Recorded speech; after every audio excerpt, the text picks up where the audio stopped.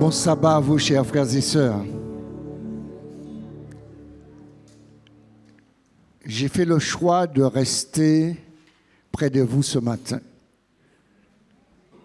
Car aujourd'hui, je voudrais vous parler de cœur à cœur et de vous présenter les vœux de la nouvelle année, mais aussi de vous interpeller dans cette nouvelle année de la présence de Dieu dans la vie de tout chacun. À vous qui sommes sur le net avec nous, je vous souhaite à tous une bonne année. Que cette année soit une année où vous choisissez de mettre Dieu dans votre vie et que vous laissez Dieu vous diriger dans votre parcours de vie. Pourquoi être là? Pourquoi ne pas être là? Parce que être là, c'est être pasteur. Mais être là, à côté de vous, c'est être frères et sœurs en Jésus-Christ. Par rapport à ce que je vais vous parler en ce matin. Pour cette nouvelle année, je voudrais, dans cette journée de jeûne et de prière, vous inviter à vous laisser interpeller par ce que devrait être l'intercession. Mais lorsque nous prions, il y a une chose que souvent nous oublions dans la vie, ce qui se passe dans les coulisses. Vous connaissez les coulisses? Vous avez déjà assisté à un spectacle. Et dans ce spectacle que vous assistez, vous qui êtes assis là, vous êtes content, vous vous dites, c'était trop bien fait. Et vous oubliez que derrière le rideau, il y avait des gens qui couraient de partout pour que vous puissiez apprécier le spectacle. Dans les coulisses, il y a souvent des choses tellement tristes qui se passent et que personne ne connaît. Nous avons lu un texte tout à l'heure qui est un texte qui nous interpelle et qui nous rappelle qui nous sommes. Mais je voudrais vous inviter à vous rattacher durant tout le parcours et durant toute cette année à ce texte-là. Pierre dit ceci, vous, au contraire, vous êtes une race élue, un sacerdoce royal, une nation sainte, un peuple acquis, afin que vous annoncez les vertus de celui qui vous a appelé des ténèbres à son admirable lumière. Savez-vous qu'il y a une onction qui repose sur chacun de vous? Et sur cette onction qui repose sur chacun de nous, il y a aussi les défis qui seront liés à l'onction qui repose sur nous. Chacun de nous, nous avons déjà fait cette prière en demandant à Dieu d'éloigner de nous la souffrance, de faire que lorsque la souffrance est là, que nous puissions trouver la force de surmonter la souffrance au travers de ce qui est en train de se passer. Nous sommes déjà allés au pied de la croix et nous sommes là en train d'intercéder, en train de prier, en train de demander à Dieu par des supplications de nous aider. Vous savez, comme vous, je suis allé au pied de cette croix. J'ai prié, j'ai intercédé, j'ai demandé à Dieu d'intervenir. Et vous savez, lors de cette prière, j'ai failli quitter le pastorat. Parce que pendant que je faisais mes études de théologie, je suis parti en Afrique pour tenir des campagnes d'évangélisation. Et à la fin de la campagne, on a baptisé 354 personnes.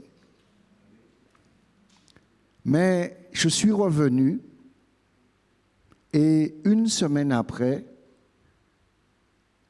mon fils nous a quittés.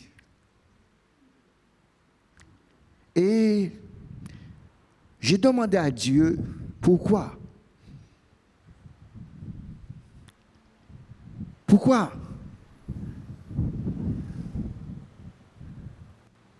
Parce que lorsqu'on s'engage pour Dieu, on s'attend à sa protection. Et j'aimerais vous dire que je suis comme vous. J'ai la même protection que vous. Il n'y en a pas plus pour moi par rapport à vous. Alors, quand ça s'est fait, j'étais en colère. Je ne comprenais pas parce que je voulais savoir pourquoi ça s'est passé. Je crois que beaucoup d'entre nous, nous sommes déjà allés au pied de la croix pour poser à Dieu cette question. Pourquoi? Vous savez, c'est là que lorsque nous mettons notre confiance en Dieu, nous pouvons voir sa présence dans la souffrance. Nous pouvons voir sa présence et trouver des réponses et entendre les réponses qu'il nous apporte dans la souffrance. Vous savez, j'avais déjà étudié Job. J'ai connu cet homme par rapport à son histoire de vie. Mais j'ai toujours été éloigné de son histoire. Je ne sais pas ce que ça vous est déjà arrivé. Vous lisez la Bible, vous lisez les textes, mais vous restez éloigné du texte parce que vous ne l'avez pas encore vécu. Alors, intellectuellement, vous expliquez l'histoire sans pour cela la vivre. Et lorsque j'ai rencontré Job au pied de la croix, il m'a interpellé sur une autre partie de ma vie qui faisait mes études en psychologie. Il me disait, est-ce que tu connais le triangle de Maslow? Vous savez, le triangle de Maslow comprend les 5 besoins fondamentaux de l'être humain. Le premier besoin, le besoin physique. Le deuxième besoin, le besoin de sécurité. Le troisième besoin, le besoin d'appartenance. Le quatrième, celui de l'estime de soi, de qui on est. Et le dernier, c'est notre accomplissement. J'aimerais vous inviter à comprendre dans votre vie comment ces besoins peuvent s'exprimer dans la souffrance et croire qu'au travers de la prière, nous pouvons trouver le réconfort. Nous pouvons croire en une présence éternelle. Job commence à me raconter son histoire et il dit ceci dans Job chapitre 1er, verset 14. Il arriva auprès de Job un messager qui dit « Des bœufs labouraient, des ânesses paissaient à côté d'eux. Des Sabéens se sont jetés dessus, les ont enlevés et ont passé les serviteurs au fil de l'épée. Et je me suis échappé, moi seul, pour t'apporter la nouvelle. » Job me dit, je ne te raconte pas cette histoire pour t'interpeller ni minimiser ta souffrance. Car très souvent, nous avons comme habitude de minimiser la souffrance de l'autre en lui racontant une histoire plus horrible que la nôtre. Je voudrais vous inviter d'arrêter cela, de laisser l'autre vous exprimer sa souffrance. Et Pour comprendre ce qui se passe, il faut lire la suite et après quoi, nous allons prendre le temps de réfléchir ensemble. Job 1er, verset 16 va dire ceci. Il parlait encore lorsqu'un autre arriva et dit, le feu de Dieu est tombé du ciel. Il a brûlé le petit bétail et les serviteurs et les a dévorés. Je me suis échappé, moi seul, pour te l'annoncer.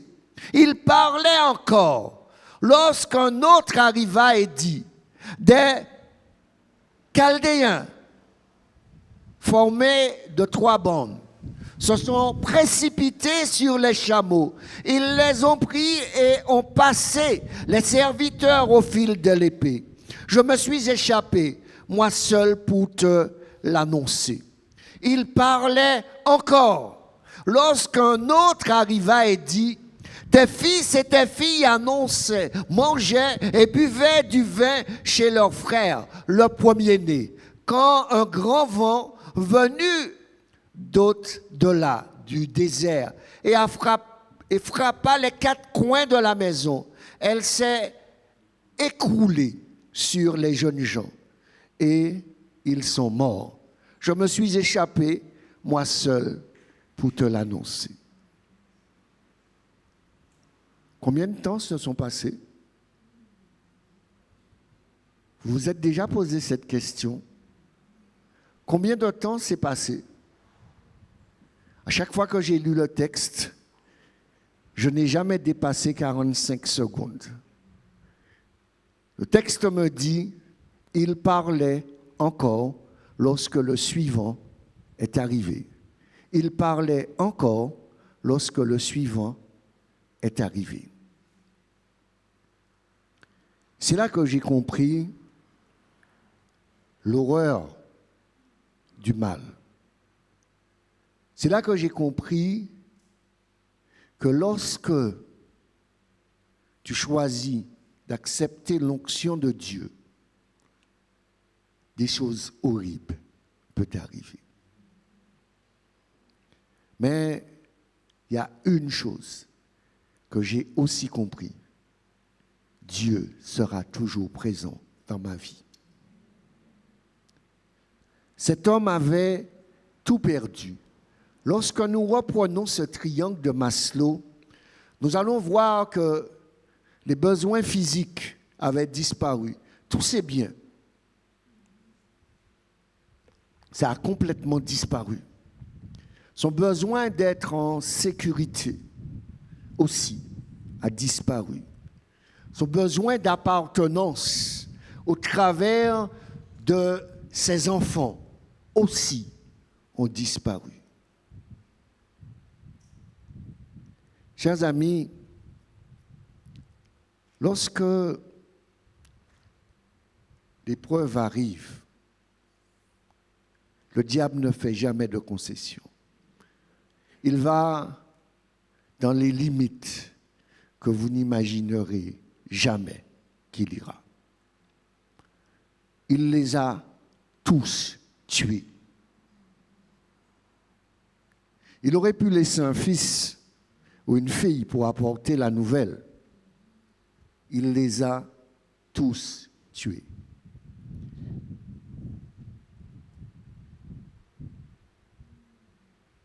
Mais l'expérience la plus extraordinaire qu'il nous faut vivre, c'est ce que Job va dire.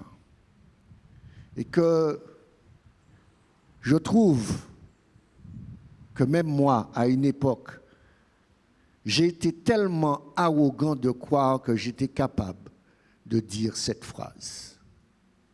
Alors Job se leva, déchira son manteau et se rasa la tête. Puis il tomba sur la terre, se prosterna et dit, « Nu je suis sorti du ventre de ma mère, et nu j'y retournerai. » Le Seigneur a donné. Le Seigneur a ôté. Que le nom du Seigneur soit béni. Vous croyez que c'est facile de dire cela? Vous savez, j'aime voir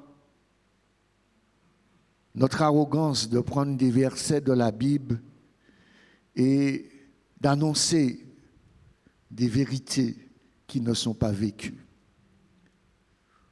Quand vous êtes face à l'épreuve, quand vous êtes face à la limite et jusqu'à la limite que le diable vous a poussé pour vous prouver que vous êtes incapable de rester fidèle à Dieu, cette phrase aura du mal à sortir. Cette phrase aura une portée tellement puissante qu'elle sera pour vous source de guérison. Mais je préfère vous dire qu'elle ne sera pas facile à dire. J'ai écrit ce message et la première fois que je l'ai prêché, il y a eu 5 années qui se sont écoulées.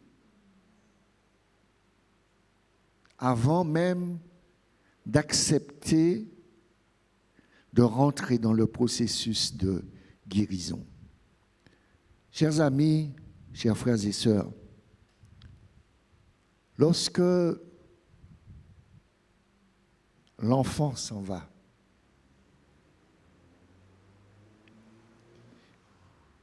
il est difficile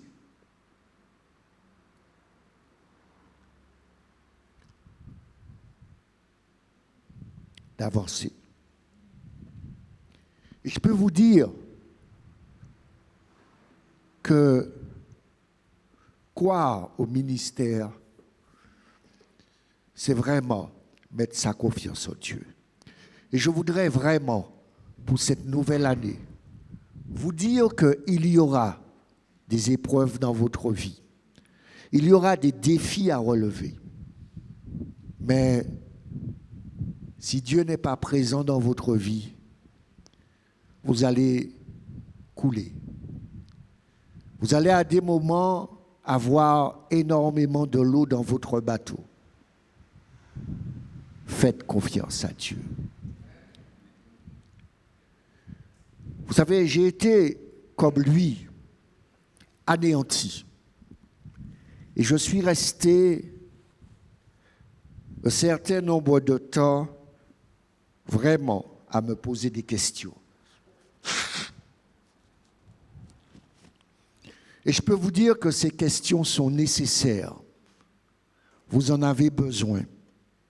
Ne laissez personne vous faire croire qu'il ne vous faut pas poser ces questions. Parce qu'il y a certaines personnes qui veulent faire croire qu'ils connaissent mieux votre vie que vous. Ils peuvent vous apprendre des choses mieux que la rencontre avec le Saint-Esprit. Je voudrais vous inviter à faire l'expérience de la rencontre de l'Esprit Saint, non pas qui est à côté de vous, mais qui vit en vous. Et là, vous allez comprendre que quand Maslow dit, exprime le besoin, le 4e besoin qui sera le besoin de l'estime de soi, vous allez comprendre jusqu'où le diable est prêt à aller. Vous savez, je vous invite maintenant de retourner dans les coulisses. Parce que là, si vous ne retournez pas dans les coulisses, vous n'arrivez pas à comprendre ce qui est en train de se passer. Car voici un homme qui vit quelque chose qui ne sait pas ce qui se passe. Et je peux vous dire, dans la majorité des défis que vous aurez à relever dans votre vie, vous ne connaîtrez même pas ce qui se passe dans les coulisses. Et ce que vous allez connaître des coulisses, c'est tellement peu de choses.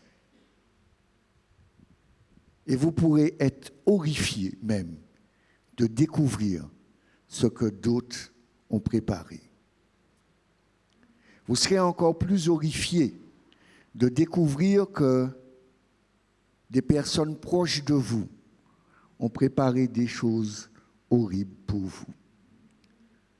Mais j'aimerais vous dire aussi une chose pour que vous puissiez être rassuré en Jésus-Christ. Plus quelqu'un se rapproche de vous, plus la douleur sera grande. Quand ce sera votre mari, votre femme, vos enfants, plus la personne sera proche de vous, plus l'intensité de la douleur sera horrible. Quand vous avez compris cela, vous levez les yeux vers le ciel et vous demandez à Dieu de prendre soin de vous. Alors, on retourne dans les coulisses pour voir ce qui se passe. Car dans les coulisses, il y a quelqu'un qui ne vous aime pas et qui n'aime personne. Dans Marc chapitre 9, va nous montrer cela. Marc 9, verset 29, cet homme qui s'approche de Jésus et dit, et souvent l'Esprit l'a jeté dans le feu et dans l'eau pour le faire périr, mais si tu peux quelque chose, viens à notre secours, aie compassion de lui. Un père s'adresse à Jésus pour qui? Pour son enfant. Chers frères et sœurs, si le diable n'a pas compassion d'un enfant, vous croyez qu'il aura compassion de vous? Vous croyez qu'il va vous épargner? Il n'a pas épargné un enfant de le jeter, où ça? Dans le feu et dans l'eau pour le tuer. Alors, accrochez-vous à Jésus-Christ. Parce qu'il n'a compassion de personne. Si vous avez compris cela, lorsque vous ressortirez dans ce lieu, vous donnerez gloire à Dieu. Vous aurez compris que notre seule protection est Dieu et Dieu seul. Alors, dans les coulisses maintenant, Job 2, le Seigneur dit à l'adversaire, d'où viens-tu? L'adversaire répondit au Seigneur de parcourir la terre et de m'y promener. Le Seigneur dit à l'adversaire, as-tu remarqué mon serviteur Job? Il n'y a personne comme lui sur cette terre. C'est un homme intègre et droit et craint Dieu et s'écarte du mal. Il demeure ferme dans son intégrité alors que tu m'incites à l'engloutir sans raison. Qu'est-ce que le texte nous dit? Le texte me dit, Dieu est en train de présenter Job. Il dit de Job, c'est un homme intègre et droit et qui s'écarte du mal. Il aurait dû ne pas avoir de mal. Il aurait dû être protégé par le fait qu'il est intègre et droit. Plus vous allez élever l'onction de Dieu dans votre vie, attendez-vous à ce que vous n'imaginerez jamais. Plus vous allez intégrer la présence de Dieu dans votre vie, plus la douleur peut être terrible. Celui qui présente Job, c'est Dieu. Et Dieu ne ment pas. Dieu dit, c'est un homme intègre et droit.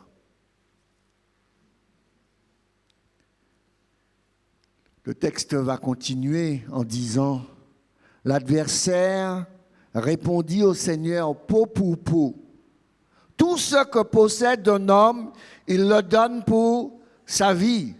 Mais étends ta main, je te prie, touche à ses os et à sa chair. Je suis sûr qu'il te maudira en face. Le Seigneur dit à l'adversaire, eh bien, il est entre tes mains, seulement épargne sa vie. Alors l'adversaire se retira devant le Seigneur et frappa Job d'un ulcère malin depuis où? depuis la plante des pieds, Dieu lui a fixé une limite et il a été jusqu'à la limite. La seule limite, c'était la vie. Et il a frappé Job de telle sorte qu'il ne pouvait pas marcher parce que sous la plante de ses pieds, il y avait des plaies jusqu'au haut du crâne. C'est là que, lorsque nous revenons au triangle de Maslow, le quatrième besoin qui est le besoin d'estime, vous croyez que vous serez des vrais adorateurs malades de la tête du pied, du crâne jusqu'à la plante du pied? Chers amis, lorsque notre corps est touché, notre personne en prend un coup. Et là, le diable ira jusqu'à cette limite de destruction. Comme Dieu l'a autorisé, il ira jusqu'à ce que Dieu lui a autorisé. Je voudrais vraiment vous inviter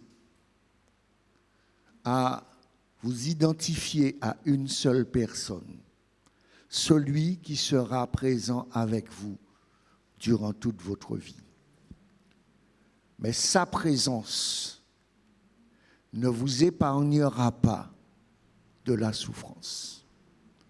Sa présence vous garantira la vie éternelle.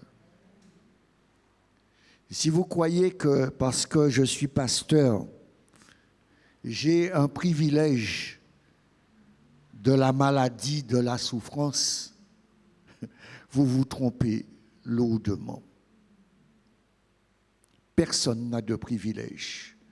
Depuis que nous avons péché, nous sommes tous dans la même situation. C'est pour cela que j'ai choisi d'être là, pour vous inviter à être l'un avec l'autre des intercesseurs de foi. Parce que la réalité dans laquelle nous sommes doit nous inviter à nous aimer, à prendre soin les uns des autres. Car le diable ne fait de cadeau à personne. Il veut détruire tous ceux qui ont choisi de laisser Dieu poser l'onction sur eux. Alors, vous savez, dans cette pyramide, il y a un dernier niveau à atteindre. Et beaucoup d'entre nous, nous n'arrivons pas à atteindre le 5e niveau, c'est notre accomplissement. Mais ce qu'il y a de particulier avec le 5e niveau, d'après la théorie de Maslow, on l'atteint lorsque les 4 niveaux sont atteints. Moi, je vous dis, lorsque les 4 niveaux sont atteints, Dieu nous permet de gagner le 5e niveau.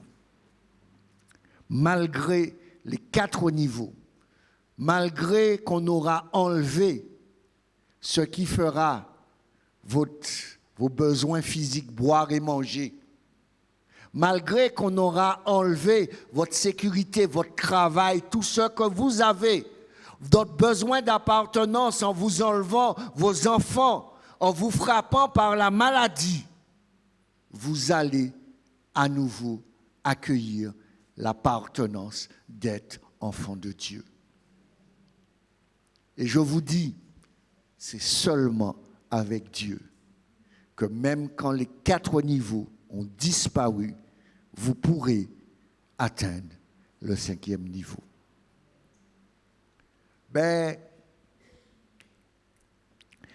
Pour atteindre le 5e niveau,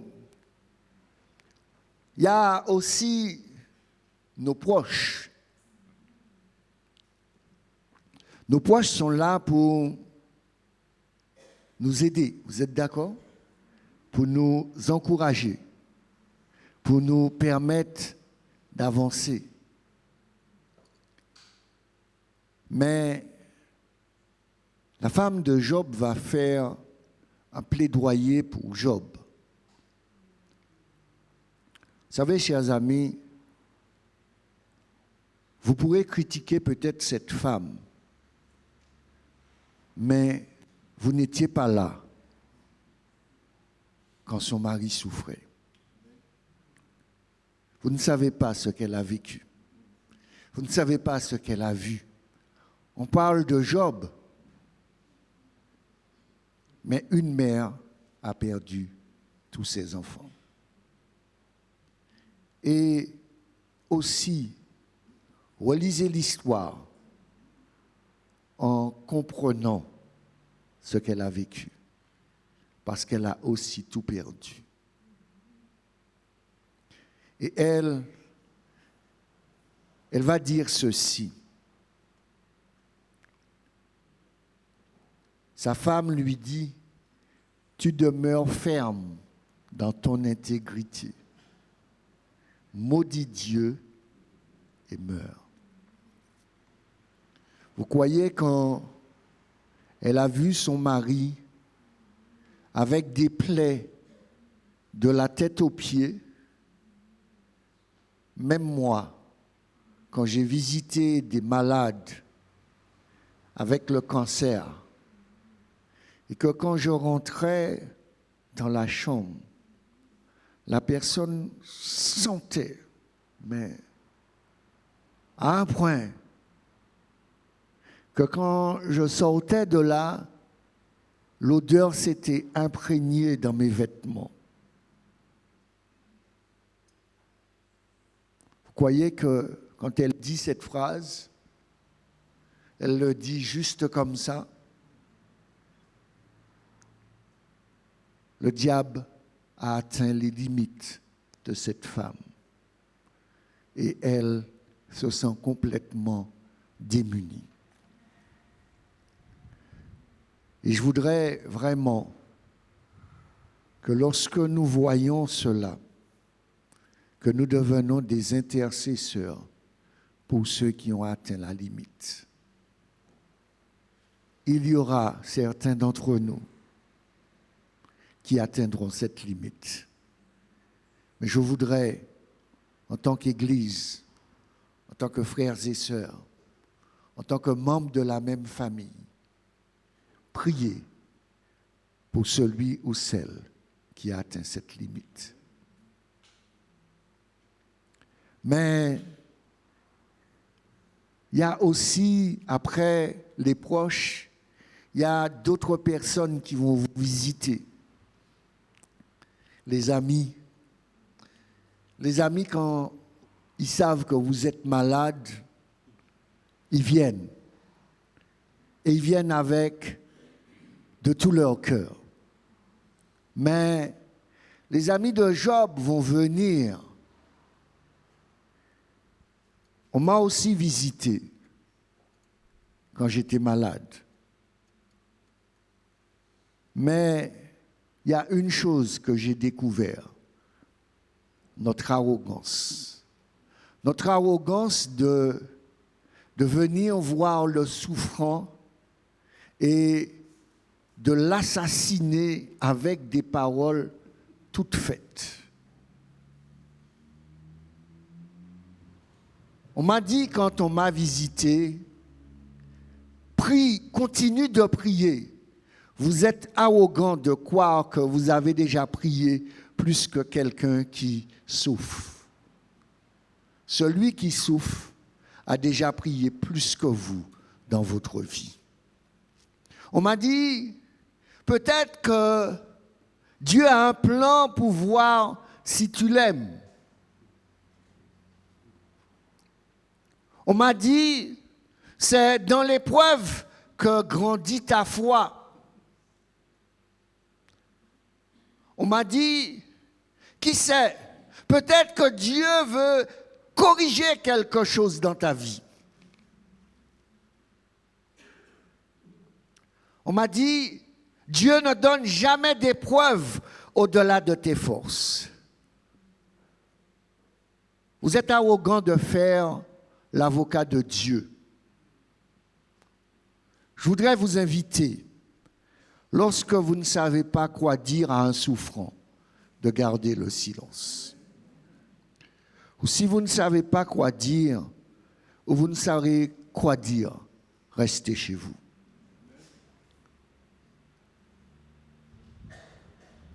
Nous avons pris cette habitude de prendre la Bible et des versets de la Bible pour affliger le souffrant. Il a besoin de notre compassion. Il a besoin d'entendre des mots de réconfort. Je voudrais vraiment pour cette nouvelle année vous inviter à avoir des mots d'amour, des mots de réconfort, des mots de partage avec ceux qui sont autour de nous. Ils ont besoin de découvrir un Dieu d'amour. Et là,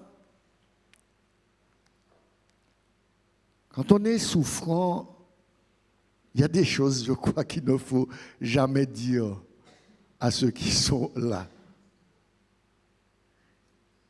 Job va faire l'erreur à ne jamais faire. Je l'ai aussi fait, cette erreur. Job 2, verset 12, ayant levé les yeux sur lui, ils ne le reconnurent pas et se mirent à sangloter. Ils déchirèrent leur manteau et jetèrent de la poussière vers le ciel au-dessus de leur tête. Ils s'assirent avec lui par terre. Pendant 7 jours et 7 nuits, personne ne lui dit un mot, car il voyait que sa souffrance était grande. Alors, personne ne dit mot. Mais Job va faire l'erreur que j'ai faite. L'erreur que beaucoup d'entre nous ont fait. Après cela, à la fin des 7 jours, au chapitre 3, verset 1er, Job prit la parole et maudit le jour de sa naissance. Vous savez qu'il est interdit de dire qu'on souffre. Il ne faut pas dire ça. Parce que si vous le dites, et je l'ai fait, tous les yaka vont sortir. Toutes les personnes vont commencer à vous expliquer les raisons pour lesquelles vous ne devez pas faire cela. Vous avez le droit de dire que ce n'est pas normal. Vous avez le droit de dire que la souffrance est injuste. Vous avez ce droit et gardez ce droit. Et ne laissez personne vous dire, il n'y a qu'à faire, il n'y a qu'à dire, il n'y a qu'à. Alors, comme Job a fait cela, excusez-moi.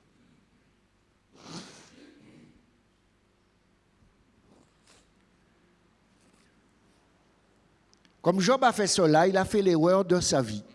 Alors, ses amis qui avaient fait le choix de garder le silence vont prendre la parole. Et je vais vous lire des petits extraits que vous pouvez relire dans le livre de Job, des 3 interventions de ses amis. La première intervention, c'est Eliphaz de Théman. Il va dire ceci, tes paroles redressent ceux qui plaident, qui perdent pied. Tu affermissais le genou qui ploie. Que maintenant que cela t'arrive, c'est toi qui fléchis. Voilà, tu as atteint, tu sanglotes, tu fléchis, tu es paniqué. Et dans toutes les familles, il y a celui qui soutient la famille. Et comme tu soutiens la famille, le jour que toi, tu ne vas pas bien, tu es tout le monde. Tu n'as pas le choix d'avoir un moment de faiblesse. Alors, tu es pasteur, mais fais confiance à Dieu. Avant d'être pasteur, avant d'être ancien, avant d'être le frère ou la sœur qui porte la famille, avant d'être le père ou la mère qui porte la famille, on est juste des humains. Et on oublie cela. Et ils ont oublié qu'il était juste un humain comme eux. Mais la réponse de Job est la plus belle réponse et la réponse avec le plus d'amour et de respect. Il répondit à Éliphaz, celui qui souffle à droit à la bienveillance de ses amis. Et il va plus loin, il dit même quand il abandonnerait la crainte de Dieu. Même quand nos frères, nos sœurs ne suivent plus le chemin qu'ils devraient suivre et qui prennent des routes qu'ils ne devraient jamais prendre, ils ont droit à notre bienveillance. Alors, il rappelle à Éliphaz de Théman, non, je dois quand même, si tu es mon ami, je n'ai pas droit à ta foi, je n'ai pas droit à ton amour, je n'ai pas droit à quoi que ce soit, mais une chose, j'ai droit à la bienveillance, parce que je suis un humain. Alors, comme Job a fait le malheur de dire à son ami, mais donne-moi un peu de bienveillance. Le deuxième prendra la parole et va dire ceci. Si tes fils ont péché contre lui, il les a livrés à leur révolte. Mais toi, si tu cherches Dieu et si tu supplies le Tout-Puissant, si tu es sans reproche, si tu es droit, maintenant il réveillera sur toi et rétablira ton domaine de justice. Quelle arrogance! Cet homme est en train de soutenir de manière implicite que ce qui arrive à tes enfants, ça a bien fait Tiveyo. Ils ont fait quelque chose pour mériter ça. Et vous savez, dans le christianisme, nous avons laissé croire à beaucoup de personnes qu'ils méritaient ce qui s'est passé. Alors que c'est parce qu'ils ont choisi d'accepter l'onction de Dieu que cela s'est produit. Alors, si tes enfants, et j'ai entendu cela, arrêtons. Vous savez, nous sommes tous, pour une grande partie, des parents dans cette salle. Soyons des parents unis. J'ai vu dans l'église des gens laisser croire que leurs enfants étaient mieux.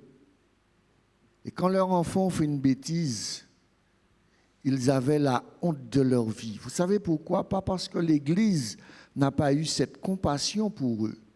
Mais comme ils n'en avaient pas eu dans le passé, ils étaient incapables de croire qu'on aurait de la compassion pour eux. Alors, il est dans cette parole de sévérité, il augmente la souffrance de son ami. Il est arrogant spirituellement. Il n'arrive même pas à réaliser qu'un père est dans le deuil. J'ai vu des gens venir visiter des gens dans le deuil et dire à la mère, ah ouais, si tu mets tes casses là, il peut être mort. Mais vous vous prenez pour qui? On se prend pour qui? Mes frères, nous avons besoin de bienveillance et de compassion pour cette année. Le troisième va arriver, va dire ceci au chapitre 11, verset 13. Vous pouvez relire ces chapitres pour voir l'horreur de ce que Job est en train d'écouter. Pour toi, si tu diriges ton cœur et si tu étends tes mains vers Dieu, si tu éloignes l'injustice de ta main et si tu ne laisses pas demeurer l'iniquité sous ta tente, vous savez qu'est-ce qu'il est en train de lui dire, littéralement en antillais? Tiens, bois, on y en bacabon, non, tiré. Il est en train de lui dire qu'il y a une attitude d'injustice dans ta maison. Il y a quelque chose d'horrible chez toi et qu'en apparence, tu laisses croire que tout va bien.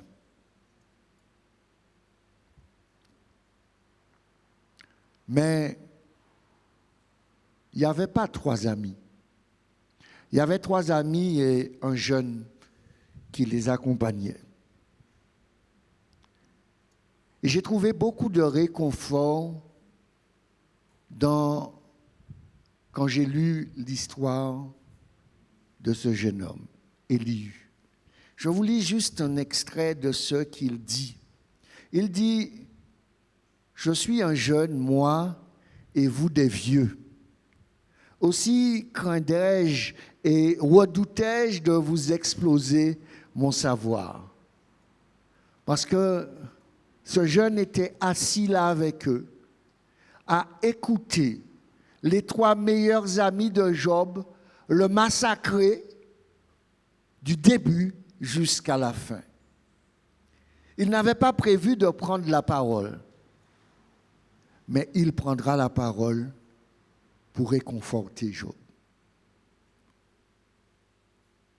Souvent, l'âge n'est pas...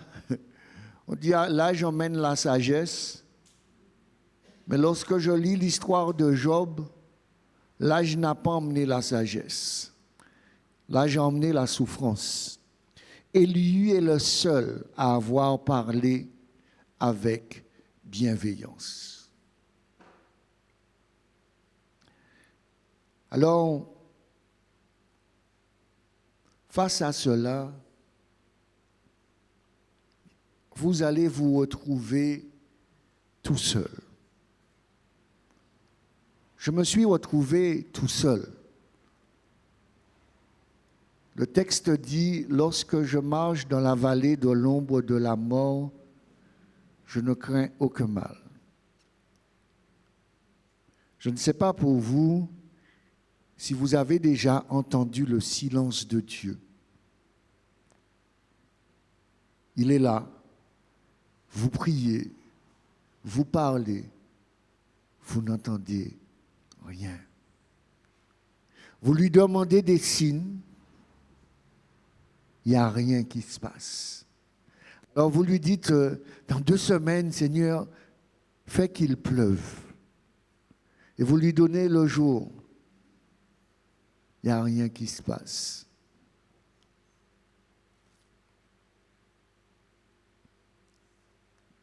Parce qu'il y a un moment où Dieu sera présent avec toi.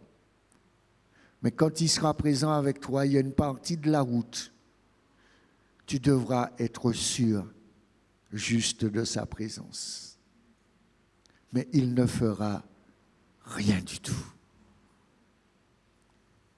Et là, quand il a fini cette étape, Job, Dieu va lui poser 3 questions.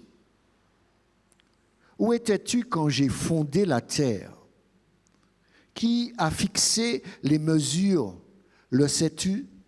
Ou qui a étendu les cordeaux? Dieu lui pose des questions pour lui montrer que je n'ai pas à te répondre. Je n'ai pas à me justifier auprès de toi. Et ça a été le plus grand défi que j'ai dû à relever, d'accepter que Dieu ne répond pas. Pourquoi? Mais Dieu m'a montré aussi le chemin de la guérison. Et je voudrais vous inviter à croire que Dieu guérit. Job 42, verset 7, va dire ceci. Après que Job eut adressé ses paroles, après que l'Éternel eut adressé ses paroles à Job, l'Éternel dit à Eliphaz de Théman, « Ma colère s'est enflammée contre toi et contre tes deux amis, parce que vous n'avez pas parlé de moi avec droiture comme l'a fait mon serviteur Job. Prenez maintenant 7 taureaux et 7 béliers. Allez auprès de mon serviteur Job et offrez pour vous un holocauste. » Comment la guérison commence? Mon serviteur fera quoi? Il priera pour vous. Comme j'ai de la compassion pour qui? Pour qui il a de la compassion? Non, pour Job, pour lui. Comme j'ai de la compassion pour lui, je ne vous traiterai pas selon votre folie, car vous n'avez point parlé de moi avec droiture comme l'a fait mon serviteur Job. Le grand défi de ton histoire sera que dans l'épreuve, Dieu va t'utiliser pour soigner ceux qui pensaient être en bonne santé. Ceux qui pensaient venir te visiter pour pouvoir t'aider à t'en sortir. Et Dieu va te montrer qu'il y a ceux qui te visitent, qu'ils pensent être là, ils sont encore plus bas que toi parce qu'ils n'ont pas compris le plan de la compassion.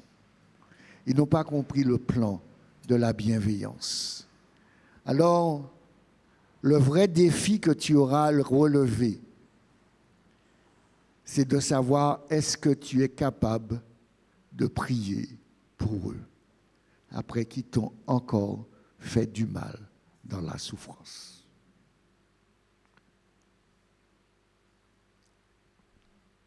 Vous aurez à vivre cela, savoir est-ce que je suis capable de prier pour vous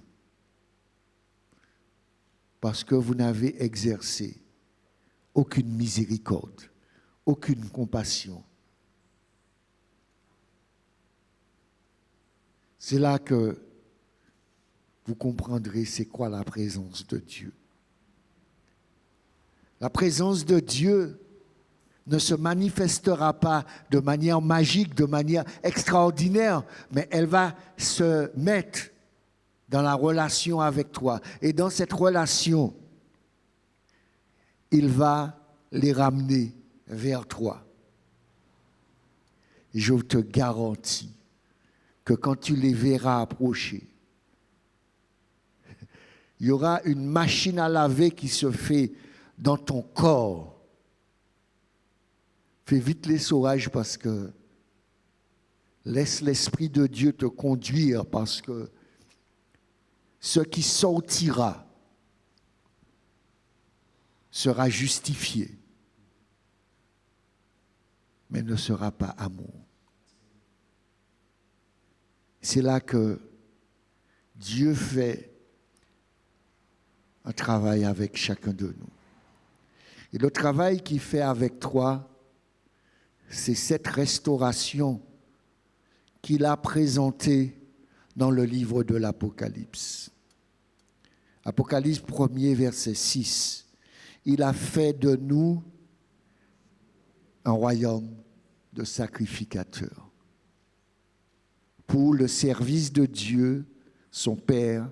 À lui soit la gloire, la puissance pour toujours. Amen. Est-ce que tu es capable, alors qu'ils ont emmené ces agneaux pour offrir ce sacrifice, est-ce que tu es capable de devenir le grand prêtre? Lorsque le Christ dit « Je t'ai choisi pour être à mon image et à ma ressemblance », il va te placer à ce moment au rang de grand sacrificateur, non pas pour ceux qui ont fait le bien, mais pour ceux qui t'ont fait le mal.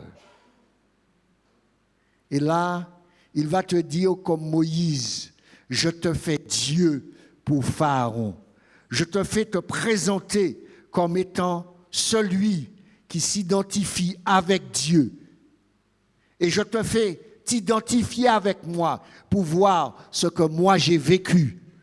Et à ce moment, tu sauras ce qu'est la prêtrise.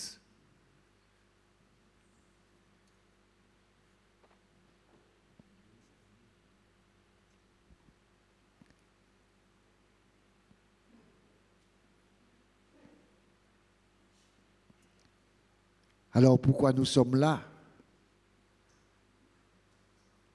Parce que nous avons compris ce que Dieu est capable de faire dans notre vie. Pourquoi nous restons fidèles? Parce que Dieu ne nous abandonne jamais.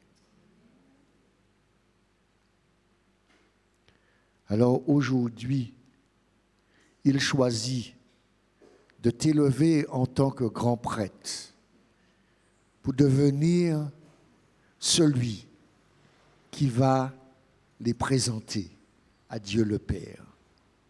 Sois celui qui présente. Sois celui qui est rempli de miséricorde et de compassion. Prie, demande à Dieu de produire cela en toi.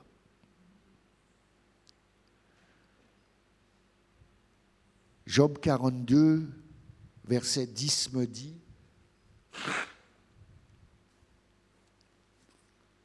l'Éternel rétablit la situation de Job.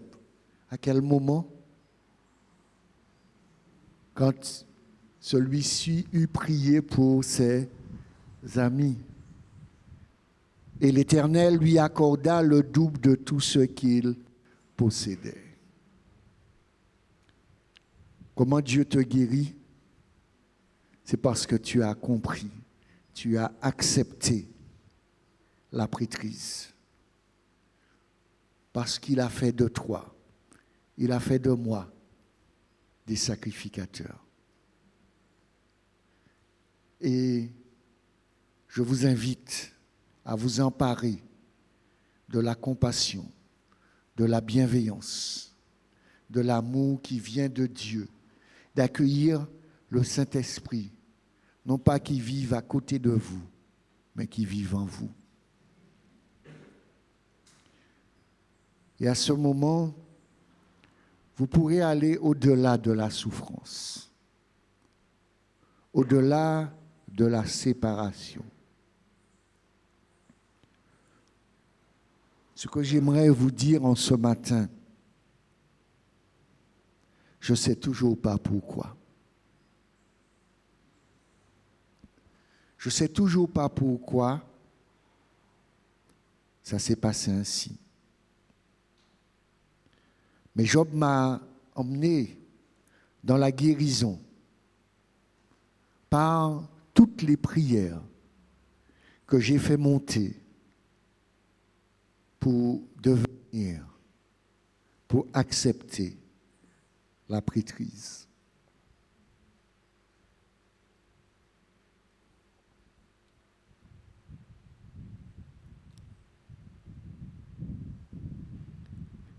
Vous savez,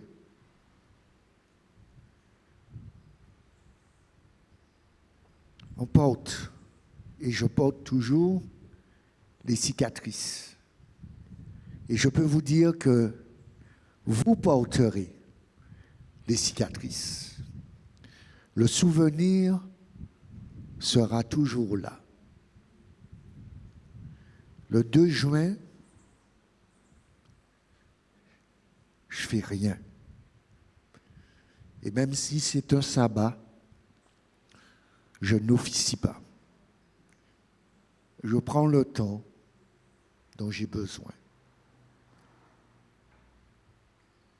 Dieu, au-delà de ses cicatrices, Dieu m'a guéri, chers frères et sœurs. Si je vous parle en ce matin, je vous garantis que Dieu guérit, que Dieu restaure.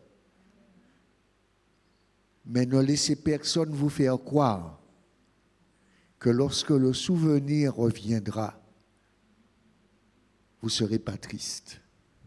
Vous serez triste. Mais ne lâchez jamais les mains de Dieu. L'autre chose que j'ai découvert, c'est que Dieu n'est pas l'auteur du mal.